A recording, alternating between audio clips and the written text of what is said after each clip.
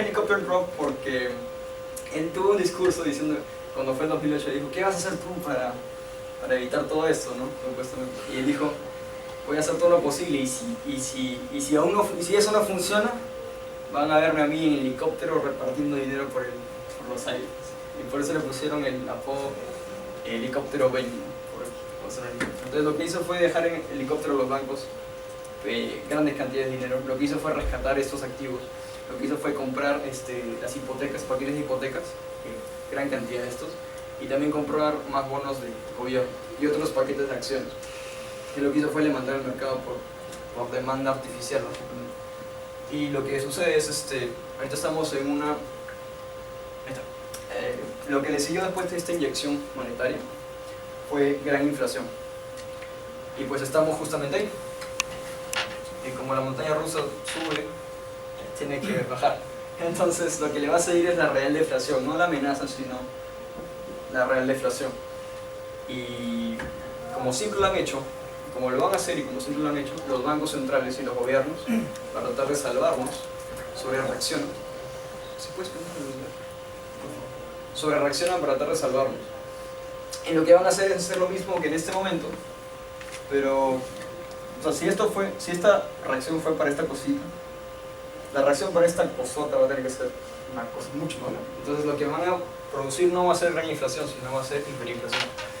Y bueno, después de la hiperinflación le sigue lo que pasó con Alemania, muy parecido a eso, o lo que pasó con el Index en Perú.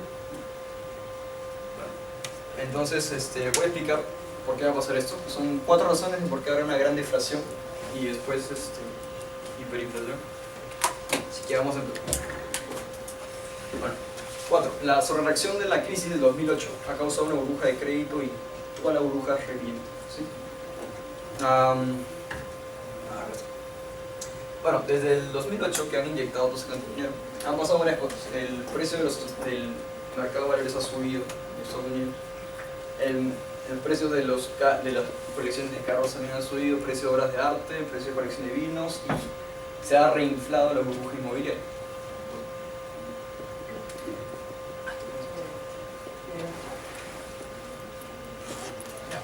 Entonces, ¿alguien ve este cachito de acá? Sí. Ya, bueno. Más o menos ven que es el 2001. Más o menos. 2001. No. ¿Alguien ve que esto está como en el 2001? Bueno, ¿alguien ha escuchado de las Torres Gemelas? Del atentado terrorista. ¿Qué fecha fue? 11 de septiembre de 2001. ¿Qué año? 2001. Ya, esa fue la respuesta de Alan Greenspan, el presidente de la Fed, para esta catástrofe. Y esta es la respuesta para la crisis de 2008. No tiene sentido, ¿no? O sea, el peor ataque terrorista fue esta cosita. Esto es inyección monetaria, por cierto, o inversión de divisas, como quieran decir. Y cuando fue en 2008, como respuesta para tratar de inflar la burbuja otra vez, llegaron de 0.8 trillones, o sea, 800 billones, a 3.5 trillones, o bueno, en todo caso sería 3.500 billones. O sea, le tomó a Estados Unidos 200 años para tener en su suministro de moneda el total de 800 billones. 200 años, 800 billones. 4 años después sería el total de 4 trillones, o sea, 3 veces más. 4 veces más. Bueno, entonces toda esta impresión monetaria básicamente es mucha energía económica almacenada y tiene que ser liberada. Ya, bueno, entonces nosotros sin importar en qué burbuja siempre sucede lo que el beneficio opuesto a lo que la mayoría era. O sea, es muy gracioso, ya toda burbuja es una pirámide, ¿sí? Y quiero que lo entiendan perfecto porque esto es como un ciclo. Si encuentran un activo que tiene un valor positivo y los inversionistas inteligentes que lo han encontrado entran en él. Luego entran más personas que también lo vieron y finalmente entra la mayoría. Cuando entra la mayoría saben que todo está destinado al fracaso. Después de que entra la mayoría, no hay más mayoría que entra a comprar el mismo activo. Entonces, debido a que no hay más demanda de este activo, el precio de este activo no sube. Entonces, termina produciendo una burbuja y esa burbuja termina colapsando. Entonces siempre sucede lo que la mayoría de la gente, la mayoría entra al activo, siempre sucede lo opuesto del beneficio de... Ya, cuando una burbuja explota siempre produce deflación. Ya. En este caso, pues voy a contar la historia de la gran deflación, de gran depresión. Pues, bueno, básicamente antes de 1919, la mayor cantidad de deuda se había ido al, bueno, este modo era el sector agricultor, entonces mucha gente tenía granjas, mucha gente tenía tractores, mucha gente pues, tenía casas y se hacían préstamos a todas estas, en todos los activos. Entonces el tema es que en un momento el precio de los productos agrícolas empezó a bajar y no podrían pagar la deuda a las personas que la habían contraído. Entonces la burbuja de tractores, la burbuja de las granjas, los préstamos que se habían hecho, entró, pues colapsó y produjo la gran deflación, produjo una fuerte deflación y por ende la gran depresión en 1920. Ya. Entonces, lo segundo es el desastre demográfico del baby boom. ¿Alguien ha escuchado de baby boomers? ¿De los baby boomers? ¿Quién ha escuchado de baby boomers? ¿Sí? ¿Quiénes son?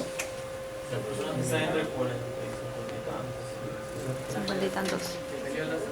63. Ya. Los hijos de los que murieron en la Segunda Guerra Mundial. ¿Sí? La generación grandiosa fueron los que fueron parte de la Segunda Guerra Mundial. Y sus hijos son los baby boomers. ¿Por qué se llama baby boom? ¿No?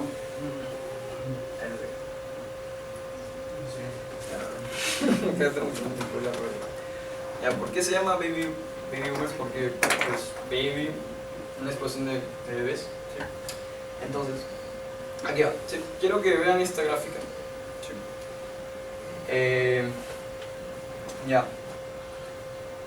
Esta parte de acá de 0 a 20 años, ¿sí? Los azules son niños. ¿Sí?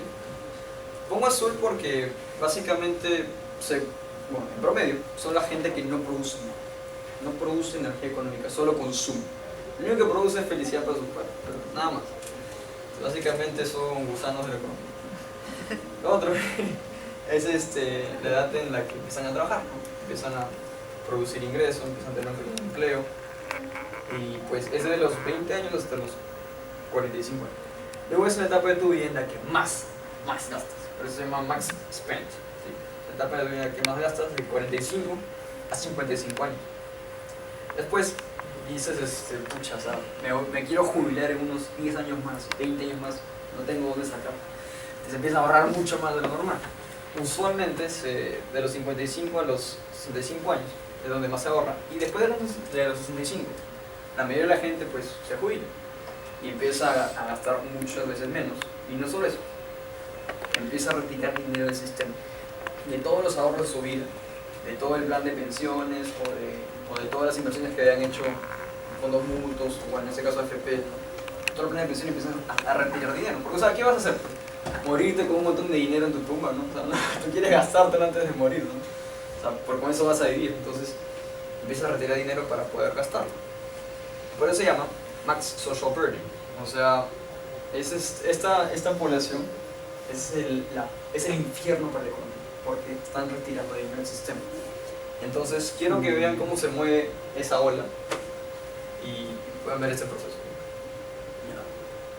Ya, eso es el baby boom, 0 a 5 años. ¿Sí? Luego empieza a crecer la ola, porque hay mayor cantidad de niños naciendo. Y esta ola empieza a moverse, porque están creciendo, están teniendo más edad, ¿no? Sí, y empiezan a entrar a trabajar. La mayoría cantidad de estos baby boomers están trabajando y ahora están empezando a gastar mucho más. El 2000 están moviendo la economía, están gastando mucho más, pero llegan al tema de empezar a ahorrar y pues luego empiezan a retirar mucho dinero del sistema. Quiero que vean esto. El sistema funciona perfectamente aquí porque es una pirámide. O sea, si tú agarras y lo inviertes, es una pirámide perfecta. La gente que está saliendo del sistema es muchas veces menor que la gente que está entrando al sistema, que está inyectando impuestos, que está inyectando el sistema público, el sistema pensionario, que está inyectando en la bolsa de valores o en el mercado inmobiliario. Pero cuando esta cosa se vuelve como un rectángulo, ya no es lo mismo. Si antes por cada persona, por cada jubilado habían 10 personas pagando su jubilación, ahora es más o menos 1-1 o 1-2. Eso ya no es sostenible. Por ejemplo, acá está. Entonces, ves que los baby boomers son 108.5 millones, la generación X es 63 millones y luego 134. Entonces, los baby boomers es una generación muy grande. Y acá está, otro es esto del consumo, es un ciclo de vida del consumo de una persona normal. Entonces, se nota claramente que a los 50 años 40 empiezas a gastar muchas veces más de lo que haces en tu vida. Y luego empiezas a gastar mucho menos. Bueno, ya. El problema de esta demografía es que ya no es el esquema Ponzi que era antes de lo que estaba. Ahora hay más gente retirándose del sistema que gente entrando en él. Por ejemplo, acá está. Bueno, quiero que vean la animación, ¿sí?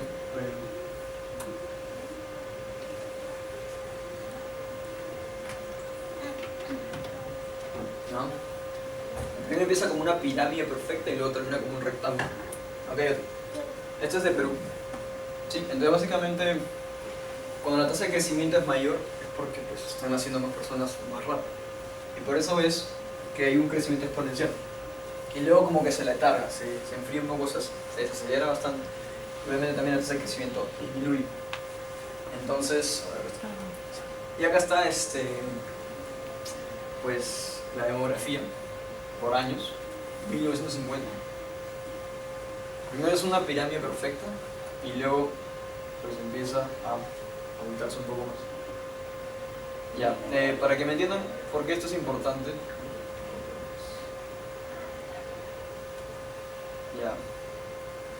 Ya, ¿alguien entendió por qué la demografía es importante? Pero, ya. Quiero que me entiendan. A ver, cuando estás trabajando, produces varias cosas. ¿Sí? Produces impuestos para el Estado.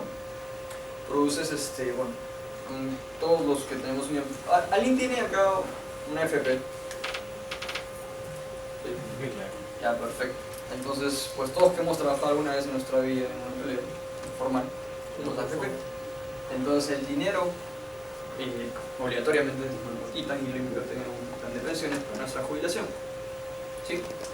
Entonces, aunque no quieras, estás metiendo dinero a la bolsa, estás metiendo dinero al mercado de bonos, estás metiendo dinero al bolso, ¿sí? A la bolsa. Entonces, si estás con ese dinero que está introduciéndose, estás comprando, ¿sí? Básicamente lo que harías es que el precio suba. Pero cuando llegas a jubilarte, lo que hacen es simplemente vender esas acciones o esos bonos que tenías para dártelo a ti por usarlo.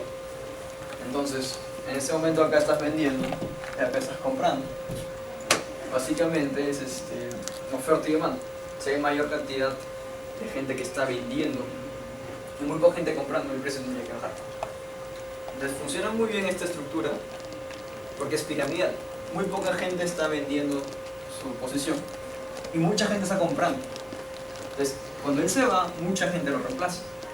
También el sistema pensionario, ¿no? Si es público, ¿no? El sistema pensionario es, los que están trabajando le pagan directamente la jubilación al que está jubilándose. Y pues también sería pésimo porque si acá 10 personas trabajan para pagárselo a uno, cuando la figura se invierte es 2 le pagan a uno. Eso es mucho más inestable. Y eso produce una gran cantidad de deflación. Pues imagínense, o sea, se dice que es la primera vez en la historia que la generación que le sigue a la generación, o sea, una generación que le sigue es mucho menor en población de la generación anterior. Así que hagamos un ejemplo.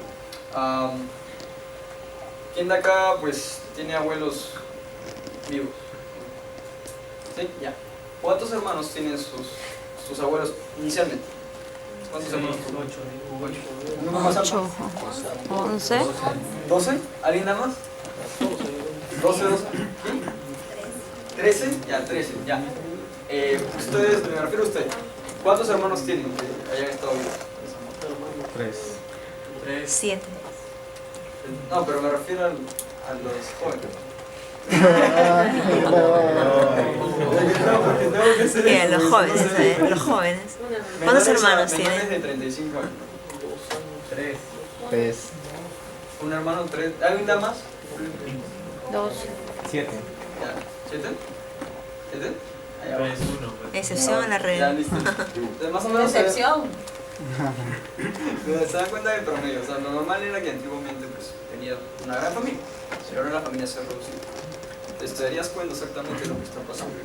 Simplemente va a llegar un momento, escuchen esto, va a llegar un momento en el que la cantidad de gente que esté muriendo y esté vendiendo su casa va a ser mayor a la cantidad de gente que va a comprar esa casa. ¿Y qué haces cuando hay una mayor cantidad de vendedores y una menor cantidad de compradores? Baja precios. Baja Sí, precios. el precio tiene que bajar. Y es muy deflacionario para la economía. Entonces todo esto apunta a deflación. Es que la gente ahora ya no quiere tener hijos. Claro, es muy Por el gasto. sí, o sea, en el los baby boomers no existía el partir el día siguiente o bueno. Mucho trabajo. Y pues No había tele. sí, eso es normal. Entonces, casi nunca No pasa trabajaban. que después de una generación hay otra generación que tiene una menor población. Siempre pasaba que pues si tú tienes 2 hermanos, siempre hay 5 más, tus hijos tienen 5 hermanos. O sea, siempre va creciendo la población. Lo normal es que siempre crezca la población. Pero ahora crece y está estancándose. Crece, baja la población y el costo de vida es mayor, ¿no? Si gastas más, ¿no? ¿Cómo? Gastas más como familia. No Entonces, entiendo. por ejemplo, tus padres para educarnos a nosotros han gastado menos que nosotros para educar a nuestros hijos, ¿no? Ya, eso ahorita lo veré. Entonces es algo que Está adelantando. por el nivel de calidad de vida o Sí, eso se dan cuenta que se va estancando el tema. Y eso está en crecimiento que de la población. Sí. Sí, la población. Y lo de arriba es la población total. Ah, ya. Pero está bajando. Ya, bueno. Ya, la convergencia de los ciclos. Ahí voy a hablar de la desigualdad que dijiste. El padre de Mike. Ya, este es el papá de Mike, el que creó en Salem era $8.500. ¿Sí? Y ahorita sería en Los Ángeles, pues $360.000. Entonces ahí está el papá de Mike. ¿Sí?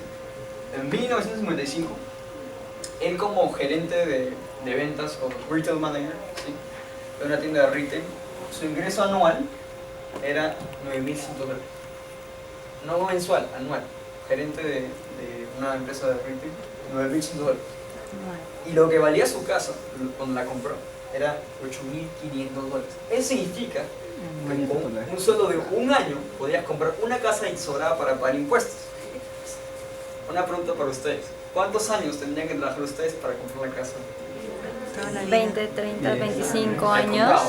Sin hipotecas. 15 años. Esa es desigualdad. ¿Ya? Entonces, para hacer un ejemplo parecido, una persona con el mismo empleo, retail manager, tendría que estar ganando más de $360.000 al año, o sea, como $380.000, $400.000 al año para hacer la misma, para equipar el tema. Y ¿quién estaría de acuerdo conmigo que eso no existe? No he visto a alguien que gane tanto dinero en esto. Entonces, hay una gráfica de la desigualdad y explica perfectamente lo que tú decías.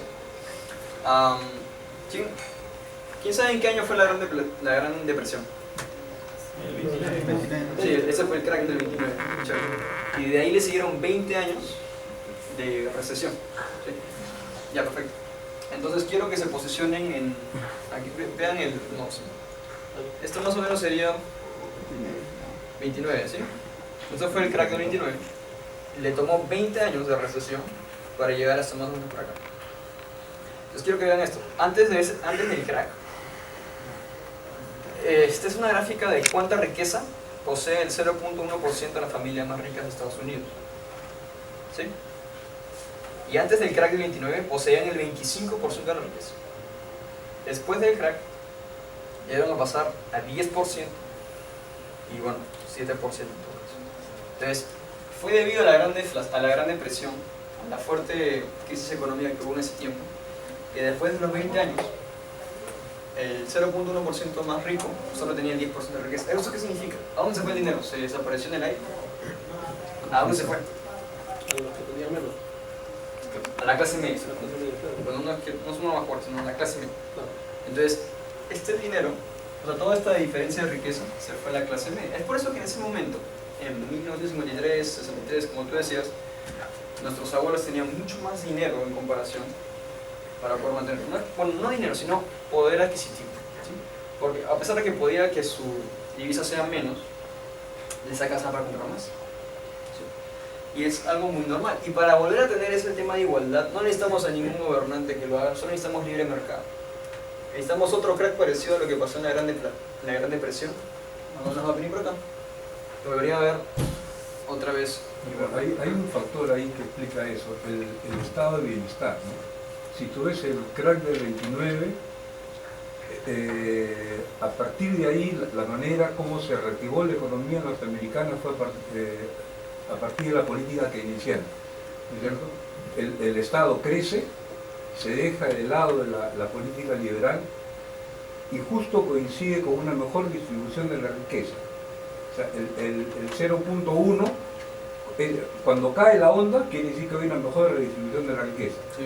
En el 80 asume Reagan el poder y comienza la onda neoliberal. Se comienza a desarmar el estado de bienestar, justamente y comienza a empeorar la distribución de la riqueza. Y eso tiene que ver con el cuadro de la que tú has mencionado, de la distribución demográfica, porque era estructuralmente imposible sostener el estado de bienestar, en la medida de que habían menos niños, más viejos que sostener. El Estado no podía sostener a tanta población de tercera edad. Entonces, la idea del estado de bienestar en general es buena, pero estructuralmente es imposible de sostener. Para la economía norteamericana no le fue posible sostener. Y entonces, a mí lo que me parece súper interesante del cuadro ese es cómo hay un pico, esto del 23, de el peor momento de distribución de la riqueza. Está concentrada en muy pocos. Eso tiende a mejorar justamente con el estado de bienestar, ¿no? El Estado se engorda, crece, comienza a dar una serie de beneficios, y desde el 80, y ahí está muy sintomático. Si tú miras la cifra 83, en el 80 sube Ronald Reagan al poder, comienza a desarmar el estado de bienestar y comienza a empeorar la distribución de la riqueza, que es la situación que tenemos ahora con la globalización de medida de los años 90, ¿no? O sea, es bien simpático articular todas estas cuestiones de demografía que has visto en el cuadro anterior con esto de la distribución de la riqueza. Vamos, ordenle un fuerte aplauso a Walter.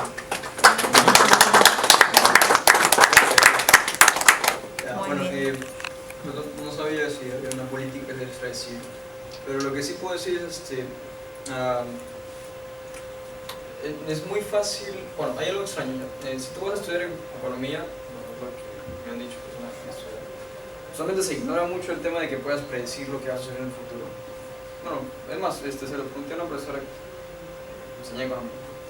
Me dijo, ¿qué opinas sobre poder predecir booms and busts? O sea, auges y colapsos, burbujas y colapsos. Me dijo, no, eso no se puede hacer. No se puede hacer. Si estudias economía deberías poder predecir lo que va a pasar. Y me dijo, no, es muy difícil. Pero nada, no es tan difícil. Y mucha gente cree que la economía es muy difícil, muy imposible, muy complicada de entender. Ahora, si te pones a leer un poco, y es como un cuento, es la historia. Y es muy gracioso, los humanos tienen que saber eso y es obvio. Los humanos nunca aprendemos nuestros estúpidos errores. Siempre los repetimos. Cíclico. Otra y otra vez. Sí, todo es un ciclo, todo es un ciclo, claro. Todo se repite y se repite y se repite, es tan aburrido, se repite y se repite.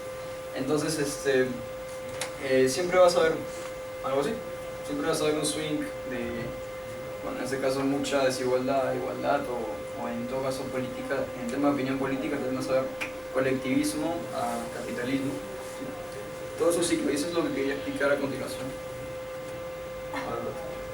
Y ahí está. Por último, mirar el tema de población. Básicamente es hay una fuerte energía económica que ha estado sucediendo hasta este momento. Y por el tema, por varios ciclos, estamos aquí. Y lo que le sigue en el futuro es una fuerte caída inflacionaria. Y siempre ha pasado. Entonces, a otro ciclo es el que vamos a ver a continuación. Sí. Es el S&P 500. ¿Alguien sabe lo que es el S&P 500? Sí, claro. Ya, pero son las 500 mejores compañías de Estados Unidos. Entonces, eso es lo que siente el P/E ratio, ¿sí? Price Earning Ratio. No sé si alguien sabe lo que significa. Básicamente es un ratio, ¿sí? Un ratio entre el precio entre los dividendos que genera esta acción. O sea, por ejemplo, dígame el nombre de una compañía que cotiza en bolsa. Apple, Google. Ya, pues ya. Bueno, están en Nasdaq, pero bueno, digamos que este es el precio, que cuesta $10. ¿Sí? Cuesta $10 la compañía. Y al año te genera un dividendo de $1, ¿sí? En acción. Entonces, si te costó $10 y ganas $1 al año, ¿cuántos años perderías tu inversión? 10 años. Entonces significa que al año ganas 10% de retorno, ¿cierto? Retorno de inversión 10% anual. Genial. Entonces, quiero que entiendan que estos números que están acá es la cantidad de años que te tomaría para recuperar esa inversión. A ver, es una pregunta a ustedes. Si yo les digo, denme todos sus ahorros y les voy a comprar un activo, denme todos sus ahorros para invertirlo, ¿ya? Y en 50 años le devuelvo su dinero, ¿me lo darían? Ya, entonces, mucha gente sí lo hizo. Ya, mira, no conmigo, pero ya, este es un ciclo del precio y dividendo, el ratio, desde 1970 hasta el día de hoy, ¿sí? Entonces quiero que vean, otra cosa, perdón, que vean estas franjas, la roja, la naranja, la amarilla, la verde, sí. Entonces quiero que se den cuenta que de 10 a 15 años se considera un valor correcto para este activo, para esta acción. En menos de 10 años se considera que esta acción está devaluada o subvaluada, ¿sí? O sea que de por sí mucha gente cree que no vale lo suficiente y por eso es que el valor es bajo. Y como nadie la quiere comprar, aumentan los dividendos, por eso es que está por abajo. Está sobrevaluado cuando está encima de 15 y menos de 20, y se encuentra en burbuja, territorio de burbuja, cuando está encima de 20. O sea, 20 años para recuperar tu dinero significa 5% anual de retorno. Eso es demasiado poco. Y pues alguien acá me dijo que 50 años es mucho. Pero cuando fue la burbuja de las empresas.com, mucha gente creía que sí era posible. Ya, empezar. Entonces quiero que se den cuenta que es un ciclo. Sube, baja, sube, baja, sube, baja, sube, baja. Si sube mucho, tiene que bajar mucho. Si sube poco, tiene que bajar poco. Entonces, llega a un territorio de rojo, de burbuja, y revienta a su valoración en valor de 5 P/E ratio. Luego en 1929, antes del crack de 29, llegó a ser de 35 y pues era muy inestable, entonces reventó la burbuja y llegó a 5 otra vez. Y siempre cuando visité el rojo, visité el verde otra vez. ¿Sí? Ya. Entonces, esto de acá fue el Nasdaq Bubble, la locura de las empresas.com. ¿Sí? Entonces, más o menos llegó hasta 45 P/E ratio.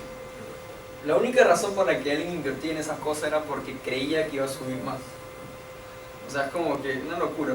Y hay un chiste bien gracioso acá. Es del 2000.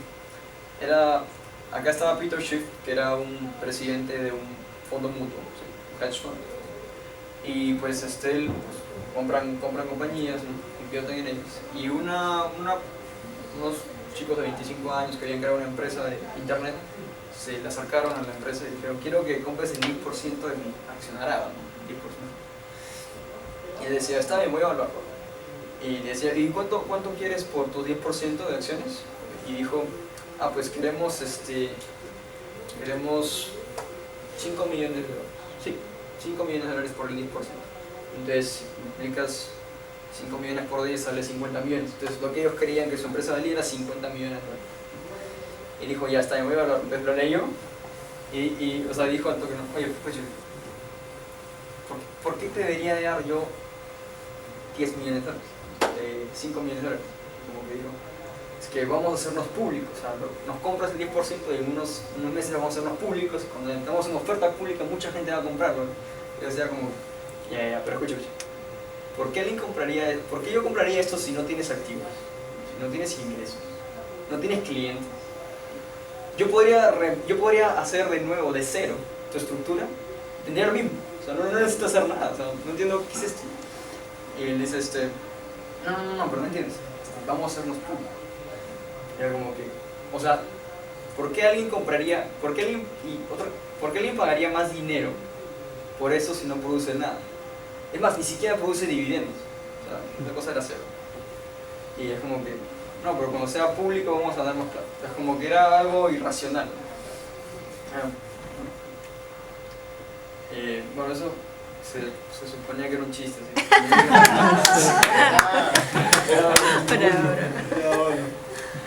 Chiste muy inteligente. No han entendido el chiste. Ya, bueno, Chistes de economía. Inteligente. Esto es de 1790 hasta el día de hoy, la tasa de interés del bono americano. O sea, si le prestas dinero a Estados Unidos, ¿cuánto te pagarían interés? Entonces, una pregunta a todos ustedes, si le prestan dinero a alguien y él está en la bancarrota, está en una crisis total financiera, ¿le cobrarían más o menos intereses? ¿Cuánto? ¿Más o menos? Más, sí, perfecto. Ya, y si está en la mejor situación económica, tiene un montón de negocios, ya demasiado bien, ¿le cobrarías más o menos? Menos interés. ¿Estás listo? Porque hay más riesgo, le cobran más intereses.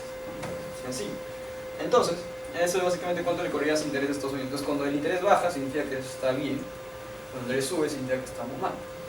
Entonces, enfóquense en esta parte, ¿sí? Entonces, bueno, voy a leerlo rápido, ¿no? Por ejemplo, acá hay un pánico seguido de una depresión porque pues hubo una fuerte caída de un banco y bueno, en fin. Es un tema malo para la economía, entonces subió al 6.6% de intereses. Por ejemplo, acá otra cosa. Ya. Acá está. USA Economic Boom. O sea, hubo un boom en la economía de Estados Unidos en 1895 y bajó el interés a 4%. Es un interés muy bajo. Entonces, justo aquí se crea la Reserva Federal, en esta línea acá, que es lo que el Banco Central de Estados Unidos. Que básicamente ellos son los que artificialmente cambian la tasa de interés. Entonces, ves que esta tasa de interés era un poco baja, porque en la Guerra Mundial I, la Primera Guerra Mundial, Estados Unidos no fue a la guerra, básicamente se benefició del comercio, ¿cierto? De las armas, de los productos, y era muy bajo el interés. Y luego, la Segunda Guerra Mundial también es lo mismo, 1.7%. Cuando fue la guerra de Vietnam, simplemente tenía que subir el interés, porque pues Estados Unidos sí estaba envuelto en el combate, entonces era muy deflacionario para la economía estadounidense. Pero luego hubo un shock del petróleo, ¿sí? Y pues no se le vendía petróleo a Estados Unidos, se le vendía a Europa y Europa le vendía a Estados Unidos. Obviamente el precio era mucho mayor y la OPEP también quería subir el precio. Entonces Estados Unidos sufrió una gran inflación de precios en ese momento. Lo que el presidente de la Reserva Federal, que era Paul Volcker, lo que hizo fue aumentar la tasa de interés hasta llegar a 15.8%. 15%, imagínate prestarle a Estados Unidos y que te dobla 15% anual.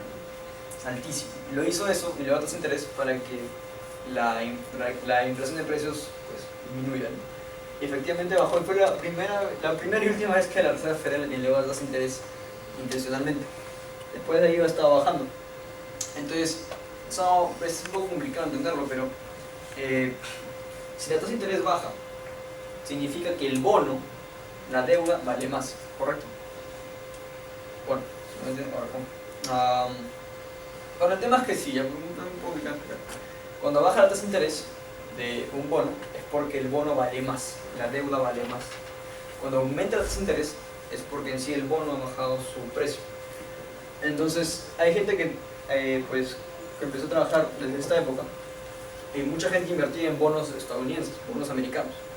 Desde que son jóvenes han visto que los precios de los bonos han estado subiendo un montón, ¿no? ¿Por qué? Porque desde ese tiempo, desde 1988, 1980, los intereses han estado bajando. Y si los intereses han estado bajando al piso, el precio de los bonos han estado subiendo. Ha habido una burbuja en los bonos. Esa es la próxima crisis. Entonces, llegó hasta el momento del QE1, 2%, QE2, 2.5% y QE3, 1.6%. Y ahorita está en 0.5%. Entonces, la pregunta es esta: si el 2008 fue la peor crisis en el momento de Estados Unidos, ¿por qué tendría sentido bajarle la tasa de interés? Fue la peor crisis en la historia hasta el momento, en la historia de la humanidad, 2008. ¿Por qué se le debería bajar el interés de préstamo? No tendría sentido. O sea, este interés es artificial. Fue manipulado por la Reserva Federal y básicamente artificialmente bajó las tasas de interés. Entonces, a ver, sigamos. El otro ciclo es el ciclo de 50.